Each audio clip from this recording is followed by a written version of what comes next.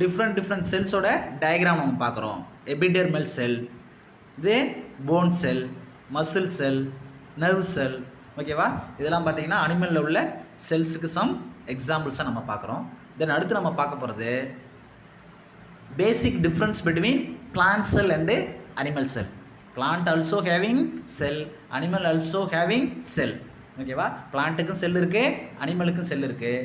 பேசிக் difference என்ன, plant செல்லுக்கும் animal செல்லுக்கும் பேசிக்காக என்னென்ன டிஃப்ரென்ஸ் இருக்குது அப்படிங்கிறத நம்ம பார்க்க போகிறோம். இது ஒரு பிளான்ட், இந்த பிளான்ட்டுக்குள்ளே இந்த செல் ஓகேவா என்ன ஷேப்பில் இருக்குது, ஹெக்ஸாகோனல் ஷேப்பில் இருக்குது, அறுகோண வடிவத்தில் இருக்கிறத நம்ம பார்க்க முடியுது. ஓகேவா? பேசிக்காக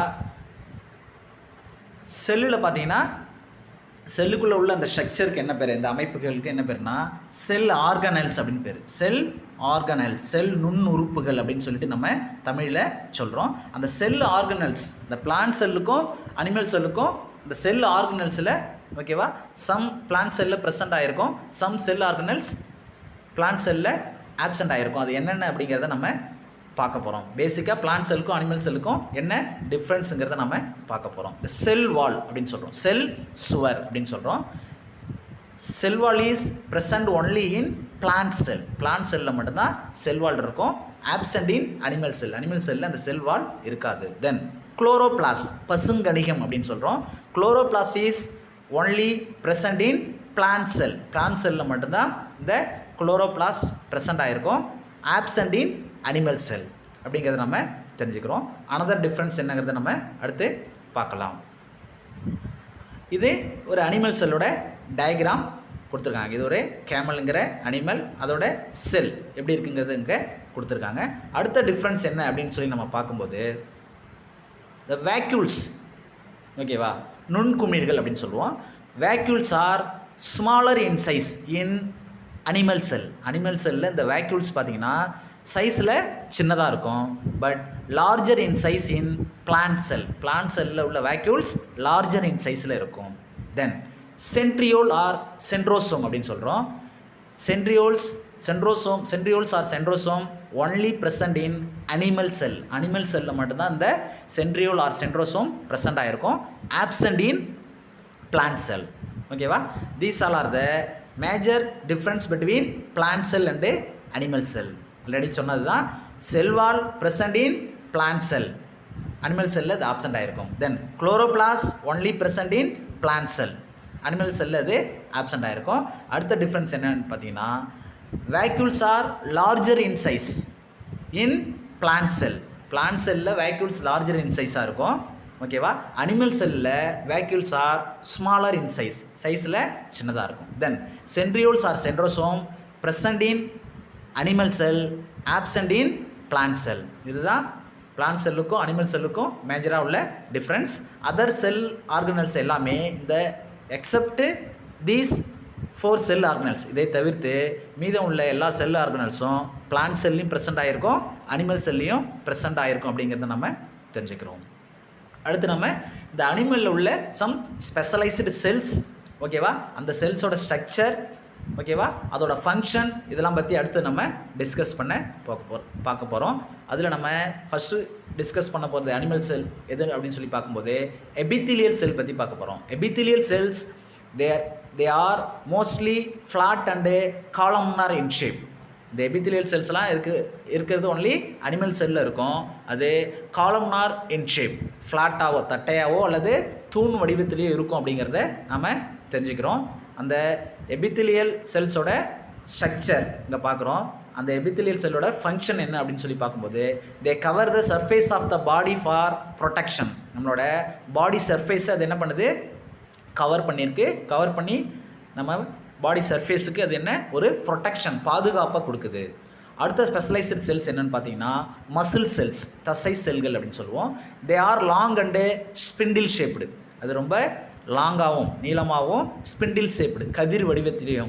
தட் மீன்ஸ் எண்டுலாம் பார்த்தீங்கன்னா டேப்பரிங்காக குறுகலாகவும் மிடில் கொஞ்சம் ஃப்ளாட்டாகவும் இருக்கும். அதனால தான் நம்ம அதை ஸ்பிண்டில் ஷேப்டு கதிர் வடிவம் அப்படின்னு சொல்கிறோம். அதோட டயக்ராம்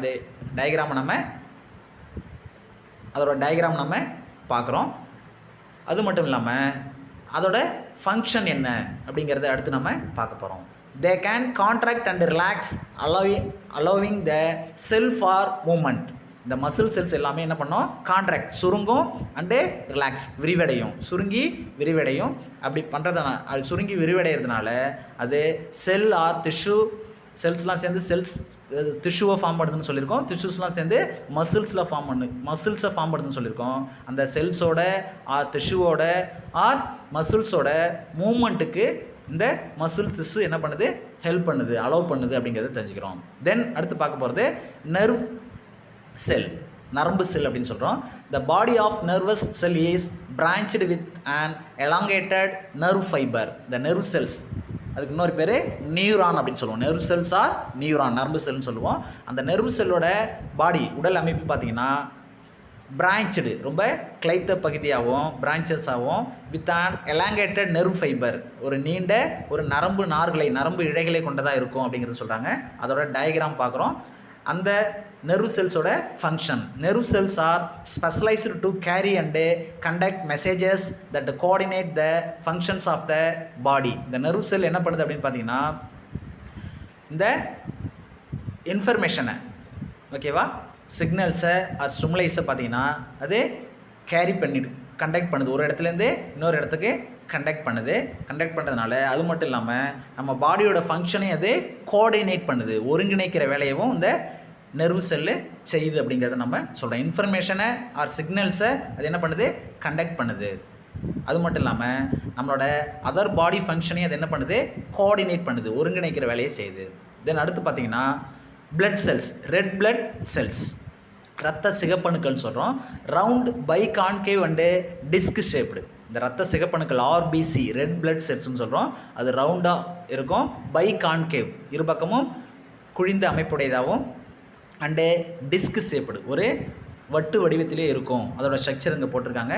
அந்த ரெட் பிளட் செல்ஸோட function, red blood cells carry oxygen and collect carbon dioxide from various parts of the body. அதுதான் என்ன பண்ணுது அப்படின்னு சொல்லி பார்த்தீங்கன்னா அதை அந்த ஆர்பிசியில் பார்த்தீங்கன்னா ரெட் பிளட் செல்ஸில் பார்த்தீங்கன்னா ஹீமோக்ளோபின் அப்படிங்கிற ரெஸ்பிரேட்டரி பிக்மெண்ட் ஒன்று இருக்குது, ஓகேவா. அதுதான் என்ன பண்ணுது, ஆக்சிஜனை பாடியோட டிஃப்ரெண்ட் பார்ட்டுக்கு கொண்டு போகுது. ப்ளஸ் டிஃப்ரெண்ட் செல்ஸ்லேருந்து உள்ள அந்த கார்பன் டை ஆக்சைடு கேஸையும் அது என்ன பண்ணுது, வெளியில் கொண்டு வருது, ஓகேவா. இந்த ஆக்சிஜனையும் இந்த கார்பன் டை ஆக்சைடையும் அது ஒரு இடத்துலேருந்து இன்னொரு இடத்துக்கு என்ன பண்ணுது, டிரான்ஸ்போர்ட் பண்ணுது, கேரி பண்ணு, கொண்டு போகுது அப்படிங்கிறத நம்ம தெரிஞ்சுக்கிறோம். அடுத்து நம்ம இந்த செல்ஸ், செல்லுக்குள்ளே என்ன இருக்குது, வாட் இஸ் இன்சைட் ஏ செல், செல்லுக்கு உள்ள என்னென்ன இருக்குது, ஓகேவா. செல்லுக்குள்ளே உள்ள என்ன இருக்குதுன்னு பார்த்தீங்கன்னா செல் ஆர்கனல்ஸ் தான் இருக்குது, செல் நுண்ணுறுப்புகள் தான் இருக்குது. அதை பற்றி நம்ம அடுத்து பார்க்க போகிறோம். வாட் இஸ் இன்சைட் செல், செல்லுக்குள்ளே என்னென்ன இருக்குது. Inside a cell there are many tiny structures called cell organelles. செல்லுக்கு உள்ள பார்த்திங்கன்னா நிறைய டைனி ஸ்ட்ரக்சர்ஸ், ஒரு நுண்ணிய அமைப்புகள் இருக்குது. அந்த அமைப்புகளுக்கு என்ன பேர்னா செல் ஆர்கனல்ஸ், செல் நுண் உறுப்புகள் அப்படின்னு சொல்லி பேர். These organelles are responsible for providing needs of the cell. இந்த டைனி ஸ்ட்ரக்சர் செல் ஆர்கனல்ஸ் இருக்குது இல்லையா, செல் இன்சைட் த செல், அந்த செல் ஆர்கனல்ஸ் என்ன பண்ணுது அப்படின்னு பார்த்தீங்கன்னா செல்லுக்கு தேவையானற்ற ப்ரொவைட் பண்ணுறது, வழங்குகிற வேலையை தான் இந்த செல் ஆர்கனல்ஸ் செய்யுது அப்படிங்கிறத நம்ம தெரிஞ்சுக்கிறோம். They work to bring in food supplies, get rid of waste, protection and repair of the cell and help it to grow and reproduce. இந்த செல் ஆர்கனல்ஸ் என்ன பண்ணுது, செல்லுக்கு தேவையான ஃபுட்டை சப்ளை பண்ணுது. Then get rid of waste, செல்லுக்குள்ளே உள்ள வேஸ்டஸை ரிமூவ் பண்ணுது. Protection and repair of the cell, செல்லுக்கு ஒரு ப்ரொடெக்ஷன், பாதுகாப்பு கொடுக்குது. தென் ரிப்பேர் ஆஃப் த செல், ஓகேவா. Then and help it to grow and reproduce, ஓகேவா. Cell protection and repair of the cell, செல்லுக்கு ஒரு ப்ரொடெக்ஷன் கொடுக்குது, செல் எதாவது டேமேஜ் ஆகிடுச்சுன்னா அதை ரிப்பேர், பழுது பார்க்குறது. Then and help it to grow and reproduce, ஓகேவா. செல் க்ரோ ஆகிறதுக்கும், ஓகேவா, அது ரீப்ரொடியூஸ் பண்ணுறதுக்கு, செல் டிவிஷன் நடக்கிறதுக்கும் அதில் உள்ள செல் ஆர்கனல்ஸ்லாம் ஹெல்ப் பண்ணுது. Each one has a specific function to do for the cell. ஒரு செல் ஆர்கனல்ஸும் ஒரு ஸ்பெசிஃபிக் ஃபங்க்ஷன், ஒரு குறிப்பிட்ட ஃபங்க்ஷனை செல்லில் செய்யுது அப்படிங்கிறத நம்ம தெரிஞ்சுக்கிறோம். Then if any one of organelle stops it function then the cell is programmed to die. அந்த செல்லுக்குள்ளே உள்ள அந்த செல் ஆர்கனல்ஸ், ஏதாவது ஒரு செல் ஆர்கனல் அதோட ஸ்பெசிஃபிக் ஃபங்க்ஷன், குறிப்பிட்ட ஃபங்க்ஷனை ஸ்டாப் பண்ணிடுச்சு அப்படிங்கிற பட்சத்தில் the cell is programmed to die. அந்த செல் என்ன பண்ணிடும், டோட்டலாக இறந்து போகக்கூடிய நிலை ஏற்படும் அப்படிங்கிறத நம்ம தெரிஞ்சுக்கிறோம்.